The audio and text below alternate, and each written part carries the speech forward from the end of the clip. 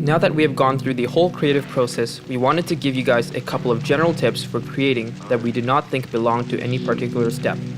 We gathered these tips from our own experience, as well as through discussing with other cardists. The first is to collect your ideas, openers, and closers.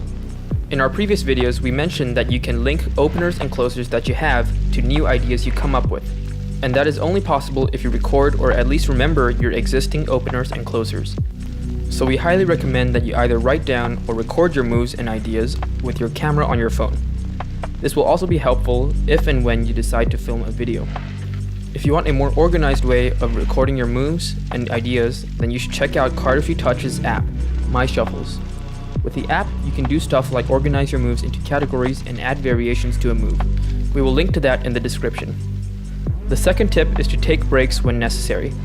If you have been creating moves for long enough, you will definitely run into creative block sooner or later. And when that happens, you should not get too frustrated over it, as it happens to everyone. Instead, you can take a break from cards and come back with a fresh perspective after a while. That is often all it takes to get out of a creative block. If that doesn't work out, you can try our next tip, which is to draw inspiration from your environment and constantly switch up your environment. Your environment could include your physical environment and other forms of art you see in your life. One of the most important ones that a lot of cardists cite as a source of inspiration would be music. After a while, any environment can become uninteresting. So make sure you constantly switch up your environment. Try creating moves somewhere you usually wouldn't. Try searching for videos of hobbies you've never heard of before. Try listening to a completely different genre of music. All these things can inspire your next move. A good example of the environment inspiring a move would be Jaspys's Jaspys Cut. The move was designed to resemble fireworks that Jaspys had seen. The next tip, which I personally consider to be the most important, is to jam with others. Bouncing ideas off of each other is a great way to gain inspiration. You often get to see good moves in their infancy, and that could inspire you to create something of your own. Others could also provide you with a new perspective on a move you're currently working on that could help you improve your move. Personally, I create the most moves in periods where I jam the most frequently. So make sure you try jamming with people no matter if it's in person or online. And if you're not sure how you can interact with the cardistry community, check out our video from the previous phase of the bootcamp where we teach how to do exactly that. Our fifth tip is to try multiple styles and categories of cardistry. Time and time again, we have witnessed people create lots of moves just by switching to a category of moves that they usually don't do. An example would be Zui. After being dubbed the Spin God, he temporarily abandoned moves involving corner spins to try out isolations. Since then, he has created a ton of them and is now known for a lot of his original isolation techniques and routines. Our sixth tip is to never discount accidents. There are lots of moves that exist due to happy accidents.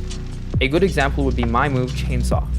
I was messing around with doing a regular cascade, and as I lied down, the cascade was slightly tilted to the side, and cards started falling down from the side. After a year of experimenting and tweaking, I created the move Chainsaw. So the lesson here is to try to pay close attention to some of the accidents or mistakes you make while fiddling with cards, as they can often lead to the creation of some of your best moves. Our seventh tip is to not immediately throw away bad moves. A lot of moves may initially seem bad, but there's often a lot of potential to be explored. Instead, you can try to keep these bad moves in the back of your head or record them somehow. You might revisit them years later and be able to come up with something good using these moves or ideas. A good example would be my move, Bounce. I've had the original form of this move, which looks like this, since 2011. And since then, I have had this move in the back of my head. Then, just this year, I discovered that I can grip this bottom packet like so. And that creates a lot more possibilities, which eventually led to the current version of the move. You can see that the packet on top is essentially doing the same thing. Our eighth tip is to apply constraints wisely. Constraints are limitations that you either consciously or subconsciously put on yourself while creating. Consciously applied constraints can often be helpful, while subconscious ones are often not. For example, a lot of people are subconsciously unwilling to bend cards in the process of creating moves, so they will never create any move that involves the bending of cards, which is perfectly fine, but definitely limits your style and the possible moves that you can create. On the other hand, you can use constraints to your benefit to create moves. For example, I set the constraint for myself to create a one packet move, which is how I ended up creating one. You can also clearly see Yang Chan applying this technique in his round 1 video for CCC 2018, where he sets the constraint of using only one finger of the right hand. And you can also see this in his round 2 video, where he sets the constraint of using one hand together with the table. Our last tip is to not learn too much of other people's material. We, along with quite a few other cardists, strongly believe that if you learn too much of other people's material, you will subconsciously limit yourself to those particular grips and movements.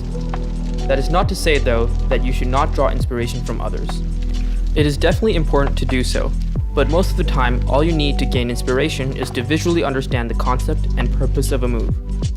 This gives you a lot more freedom, as you can then create a move with a similar theme or purpose without being limited by the grips and movements of the original move. So those were our 9 general tips to help you create moves. We hope you find them helpful, and if you do, make sure to stay tuned for our next tutorial, where we will be introducing newer and smaller styles and categories of cardistry.